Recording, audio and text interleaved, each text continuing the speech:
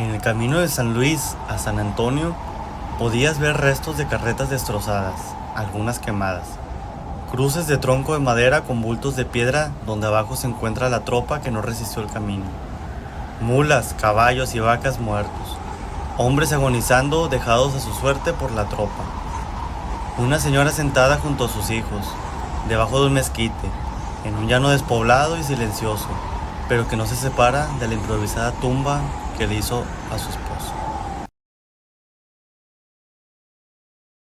El ejército mexicano avanzó rápidamente de San Luis a Saltillo. Mientras tanto, en San Antonio de Béjar, los anglotejanos estaban viendo al Álamo como una posible fortaleza. El Álamo es una antigua misión virreinal, considerada como un pequeño pueblo, ya que ahí habitaban los indígenas conversos al catolicismo.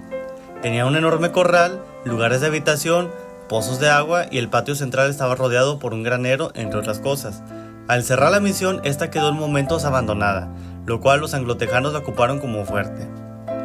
Al lado del Álamo había un pequeño rancherío, un caserío se le podría llamar, que se llamaba La Villita, y a pocos kilómetros estaba San Antonio de Béjar, cruzando el río. En la madrugada fría del 23 de febrero, los habitantes de San Antonio empezaron a empacar y a huir. Los rumores y chismes de que el ejército mexicano ya había cruzado el río Bravo y estaban acampando en el río Medina eran cada vez más fuertes. Esto generó pánico entre la población civil de San Antonio, por lo cual los comandantes rebeldes pedían a Travis que se empezaran a preparar, pero este se inmutaba. 15 de los voluntarios ya habían renunciado, y se le pedía a Travis que liberara a los demás hombres para que estos pudieran ayudar a sus familias a empacar y a huir. No sabían a ciencia cierta si era verdad de que el ejército mexicano llegó. Se pensaba que después de la derrota de Cos, el ejército mexicano llegaría hasta el próximo año debido al invierno. Sam Houston pidió que se retiraran del Álamo con anterioridad, porque esta misión servía como defensa contra tribus indígenas, no contra un ejército armado. Pero sabían que el Álamo era un punto vital en el camino que conectaba a Texas. El Álamo se empezó a fortificar desde meses anteriores. Con aproximadamente 19 cañones se pretendió defender la misión. Se le pedía al gobierno provisional ayuda con hombres, comida, dinero y pólvora, pero pocas veces llegaba. Travis cada vez era más estresado con comentarios que según el ejército mexicano ya se encontraba cerca. Al no estar convencido, mandó un soldado a la iglesia de San Fernando a que subiera al campanario, que era el punto más alto del pueblo. Después envió a 2 hombres, uno de origen mexicano y otro de su tropa, a que investigaran el área para ver si había señales del ejército. Tras una tranquila madrugada, se vio interrumpida por fuertes golpes de campana y gritos del soldado cerca de las 2:30 de la mañana. Este comentaba que había visto luces a lo lejos. La gente se empezó a asustar, el pánico llenó de temor a la población, por lo cual Travis envió a otros 2 a revisar el área, ya que los primeros no habían regresado. Efectivamente, al poco tiempo regresaron con el informe de que las tropas mexicanas estaban cerca.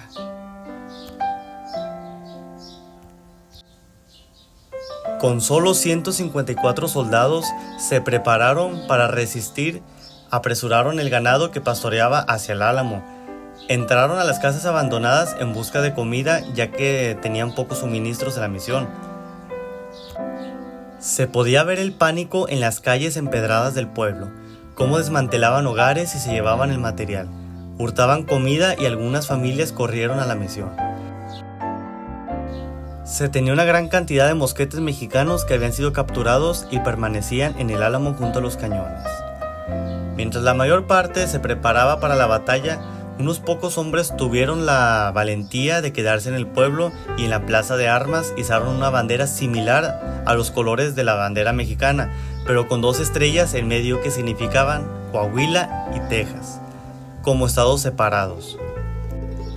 Aproximadamente 1 hora después, la primera caballería arribó al pueblo y los rebeldes lograron quitar la bandera y llevársela al Álamo. Travis envió a varios hombres a pedir ayuda mientras el ejército terminaba de llegar al pueblo. Hay 2 versiones diferentes que he leído, una donde menciona que el pueblo estaba de fiesta y se agarró de sorpresa a los rebeldes mientras huían al Álamo, y el otro que el campanario advirtió la llegada y se prepararon.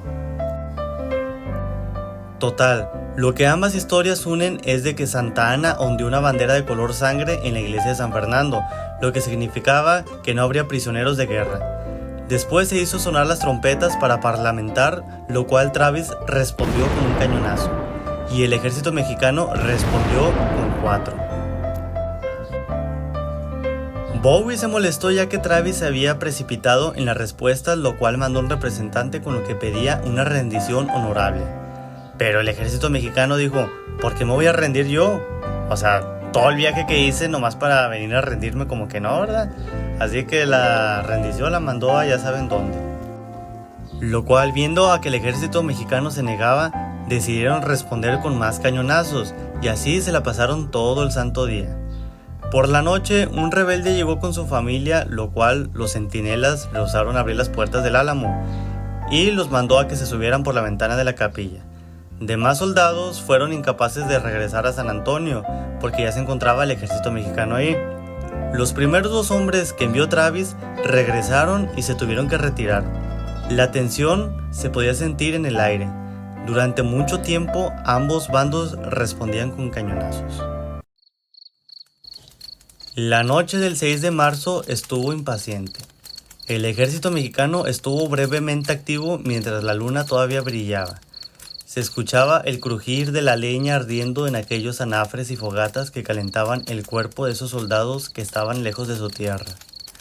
Se podía escuchar ronquidos, murmullos y pequeñas pláticas en español y algún idioma indígena, complementando con el sonido de los grillos en aquellos pastizales. El arroyo cercano al pueblo llevaba agua que chocaba entre las rocas mientras algún hombre arrojaba piedras pensando. La madrugada se empezó a tornar fresca, con un frío que obligaba a usar alguna manta mientras el aire movía el fuego. Santa Ana y sus generales estaban en su cuartel planeando qué movimiento hacer desde hace días. Sabían que su tropa no estaba bien adiestrada para tomar un edificio con rebeldes adentro. Ya habían pasado 13 días desde cañonazos al ejército mexicano, el ejército respondiendo con más cañonazos, la tropa mexicana investigando el área, saqueando las casas a ver si encontraban migajas de alguna comida. Mientras tanto, adentro del Álamo, pues el ambiente era un poco desesperante. El agua se estaba agotando, la comida también, no podían llegar hombres, no podían escapar. O sea, estaba tenso durante 13 días. Pero, desde esa madrugada del 6 de marzo, se escuchaban trompetas y gritos desde fuera del Álamo. ¡Viva Santa Ana y viva la República! A las 5:30 de la mañana empieza el asalto a aquella antigua misión novohispana. Los piratas esclavistas estaban dentro, se empezaron a asustar y a correr por todos lados, a prepararse, a agarrar el mosquete, a echarle pólvora al cañón, las mujeres asustadas, niños llorando, todo. Y comienzan a disparar a una masa que no se alcanza a ver por la penumbra. Aquellos hombres reclutados a la leva empiezan a poner escaleras por el sur, este y el norte de la misión. Miran cómo sus compañeros y amigos que hicieron en la marcha caen desde arriba asesinados por las balas o los mosquetes. Los gringos se exponen demasiado al tratar de disparar hacia abajo. Uno a uno empiezan a caer, dejando que los mexicanos logren subir aquellos muros de adobe. Por la parte norte, el ejército mexicano logra entrar, al mismo tiempo que por el sudoeste descienden más mexicanos. Los muros empiezan a llenar de filas de soldados que desean ingresar a la misión, cruzando entre cuerpos de rebeldes muertos. La plaza del Álamo se convirtió en un enfrentamiento cuerpo a cuerpo, entre gringos asustados y mexicanos llenos de rabia. Los gritos de pánico se alcanzan a escuchar en inglés y español. El tronar de los cañones hace que no se alcancen a escuchar las órdenes de los generales mexicanos. El olor a ceniza quemada, así como el humo, hacen que el ambiente del Álamo se torne como un infierno.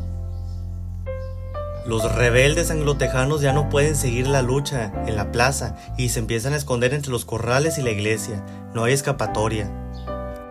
Las mujeres arrinconadas abrazan a sus hijos mientras gritan de desesperación, viendo cómo los hombres caen poco a poco y los cañonazos abren los escondites improvisados. Las puertas del Álamo se han abierto y con esto entra un ejército lleno de furia, con ganas de vengar a sus amigos caídos. La villita, Una pequeña ranchería hecha de jacales que se encontraba cerca del Álamo es incendiada y el humo empieza a tapar los pequeños rayos del sol que estaban saliendo. Por las puertas y las ventanas entraban aún más del ejército mexicano gracias a sus hachas. Experimentados por la labor del campo, los mexicanos atacaban a los gringos como si fueran hojas de pasto en la milpa. El tiempo pasa y estos rebeldes se escondían entre los barracones largos y otros por la iglesia. Los cañones dejados a su suerte por los anglotejanos los volteaban y los apuntaban hacia ellos. Ponte en este lugar. Ser un gringo que rápidamente entras a la iglesia y cierran las entradas con muebles y tablas, intentas disparar desde pequeños agujeros, pero ves cómo dos cañones apuntan hacia ti y los mexicanos te dicen bye bye. Empieza la tronadera y cuando reaccionas después de estar aturdido por el sonido de los cañones, ves a tus compañeros despedazados y otros heridos. Los de la iglesia, hasta parece que Dios mandó un castigo por perturbar este recinto sagrado, porque ninguno sale vivo. Por el este intentan escapar, pero la caballería que estaba patrullando la zona no tuvo piedad con ellos, haciéndolos pedazos. El ejército mexicano tenía una sola orden: no tomen prisioneros. Al que vean vivo o agonizando, dales cuello. Tal vez suene cruel, pero recuerden la ley que se hizo contra los piratas. Si eres extranjero e intentas apoderarte o independizar un territorio que no es tuyo, en un país que no es tuyo, eres un filibustero, un pirata, y hay que tratarlos como tal. El sol empezaba a salir por el horizonte. El humo y sonidos de cansancio junto a las aves eran la banda sonora del día. Aquella antigua misión estaba llena de sangre, pólvora y escombros. Los cuerpos de aquellos rebeldes piratas estaban juntos, apilados, junto con los mexicanos perecidos. Los oficiales recogieron mujeres, niños y esclavos que sobrevivieron la batalla. No me doy una idea del trauma de aquellos niños al salir y ver la misión llena de cadáveres y gente herida. Poco a poco salían de la misión los soldados mexicanos, cargando a sus compañeros heridos y otros muertos. Se les veía en su cara el agotamiento, complementándolo con el sudor, la sangre y la ceniza. Los cadáveres que estaban en la parte alta deciden tirarlos como costales de papa en vez de bajarlos uno por uno. El fuego de la misión empieza a esparcir el humo negro hacia el aire.